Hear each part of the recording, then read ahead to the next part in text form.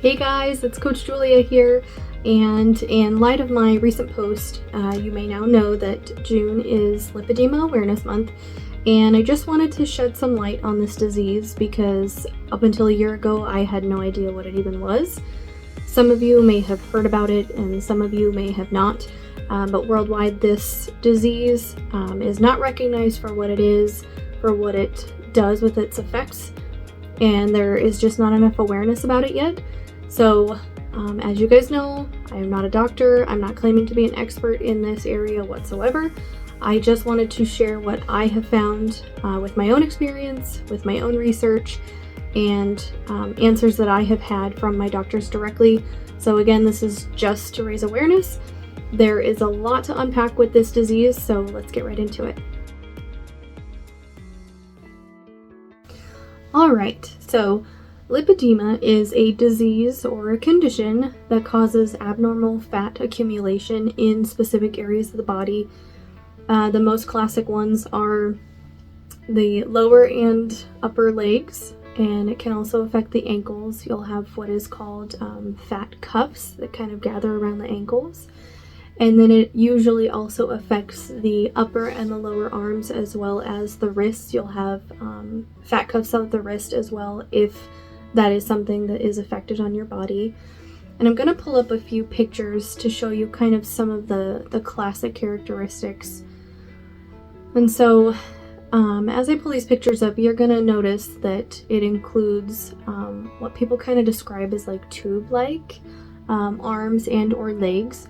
You'll notice that it creates an extra fullness and kind of rippling of the affected areas. And something about this disease, it has a mind of its own. So it can also affect the buttock area, and that is kind of where the shelf will come from. And you can kind of see what I'm talking about in this particular photo here. And I'll give you a second with that. So unfortunately, as you can see, muscle definition in somebody that's affected with this disease is usually non-apparent, regardless of how fit or how much muscle that they actually have, which can be extremely difficult and frustrating for anybody on their health and fitness journey. So unfortunately, where there's usually not much muscle definition and fat kind of overtakes the aesthetic of the body, most people often look disproportioned because, as I said, it usually attacks specific areas of the body. So the legs and the arms, it can do the buttock area, and usually this is all circumferential, which circumferential just means all the way around. So it's an all the way around fullness. So of course somebody looks, unhealthy or like they don't have any muscle. And because there's not enough recognition of this disease, it is often misdiagnosed, misunderstood, and passed off as just simply obesity. Because it mimics the appearance of a body with excessive cellulite and fat, both which are general signs that are cause for concern in your health. But just understand that there is a major difference between lipedema fat and cellulite, which I'm also pulling up a picture here now that you can kind of understand further. This disease, it primarily affects women, but in rare cases, men have also been affected. This is actually a genetic disease, and so it can either be passed down from the mother's side or the father's side. But again, typically you're going to see it in women, but again, in rare cases, men have also been affected by this disease as well. But where it has come from genetics, it can continually be passed on. And so if you suspect that you have it, you want to start looking down the line, either on your mother's side or on your father's side, looking at the sisters or your grandmother or what have you, because it is genetic, and that is kind of the base of where it comes from. So when it comes to lipedema, there are 4 stages of progression, and there are also 5 types pertaining to this. So I'm pulling up a picture now, and I want you to take a look at these diagrams In this first picture, you can see the 4 stages and the kind of classic characteristics that I was kind of talking about earlier. You can see the general progression from stages 1 through 4, and it's going to be different on every person. This second picture here, you can see the different types, which breaks down here how and where it will affect the body physically. So you can see here on number 1, it's just kind of the butt and the hips. Number 2 is from the hips to the knees. Number 3, hips down to the ankles. 4 is the shoulders down to the wrists. And then 5 just kind of focuses more on the lower legs. So this is kind of a guideline of how it might affect a person with lipedema differently. So because this disease is a determining factor in the size of your legs, it often affects the joints.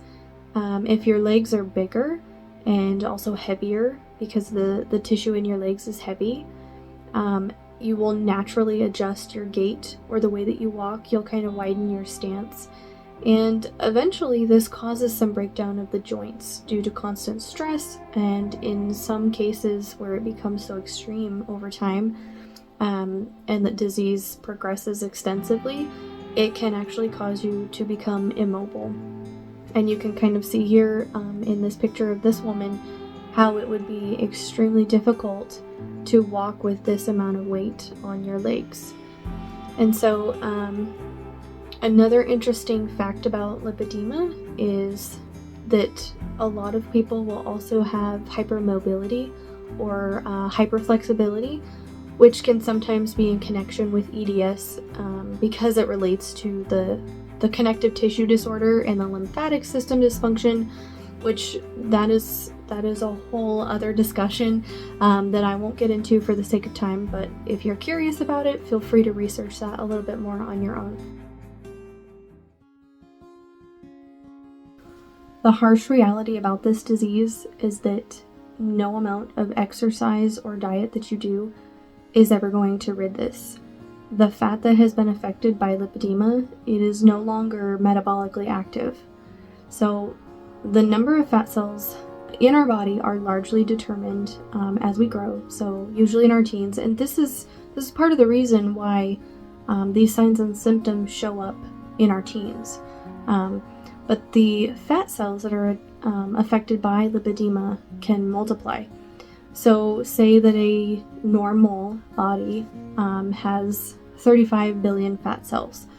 Somebody with lipedema, they will start off with 35 billion fat cells, and that can eventually multiply to 55 billion fat cells or more. Of course, this is just an example, but the issue is that the fat cells not only multiply, but they also grow larger in size. And this is where the buildup of the fatty tissue begins. Regular fat found in bodies is very soft and squishy, and I'm pulling up this picture now. But lipedema fat is very hard and fibrotic. This is why if you have lipedema, you can feel those nodules underneath the skin, and you can also see them. So that kind of gives the appearance. That's where the appearance of cellulite comes from, just like in this picture here. And it's interesting to note that when a normal body loses weight, those fat cells, they don't just disappear. A lot of us think that, you burned off all these fat cells.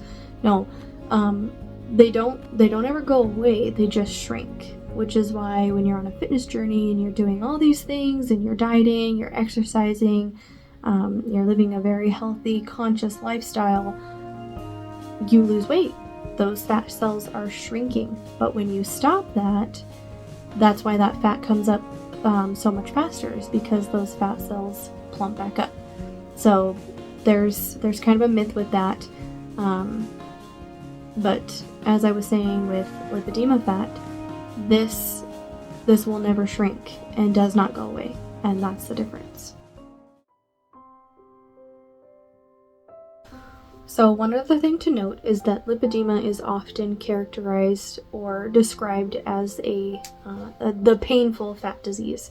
And while this disease causes a lot of physical pain and functional problems, the more that it progresses, it is an absolute monster for mental and emotional health as well. And I really, really want to stress that to you guys. I'm pulling up a picture now of this girl. I don't know her. I don't know her name. But take a look at this picture. This poor girl, you can see how tiny she is up top. And you can see the drastic difference in her legs. Just imagine the agony and the torture that she put herself through getting herself that thin on the upper half of her body, only to find that her legs would never change no matter what she did. And that's the reality of this disease, is you can't exercise or diet this away. It's not going away on its own. And this is part of the problem. A lot of women will spend so much money going to doctors, trying to figure out what's going on, what is wrong with them. They'll get blood tests, they'll get all of these different things. And because there isn't enough awareness of this disease or proper knowledge from women that have it, they end up just blaming themselves. They can end up in this vicious cycle of starving themselves, upping their workout programs, going through grueling workouts, cutting themselves down because of their weight or their lack of progress, simply because they don't have the understanding that it's not them, it's this disease. And this is the problem. Some other cases, they can go from one extreme to the other, starving yourself, getting yourself so tiny only to figure out that it's not working. The other hand is, people, no matter what I do, the diet, the exercise, none of it is working. They just give up. And then because they give up, they just kind of spiral, and that allows the disease to completely take over, to progress even faster. And when that happens, there's some women who will never find out that they even have it, or they're in their 50s or 60s and they finally discover what this is, and they can finally tell themselves, it wasn't me, it was the disease. So along with this, what is it? We've talked about what this is, kind of what it does, but what are the symptoms? And how do you know if you have it? What can you do about it if you do have it? Well, stay tuned, because I'm going to unpack all of that in our next video. Thank you guys for watching.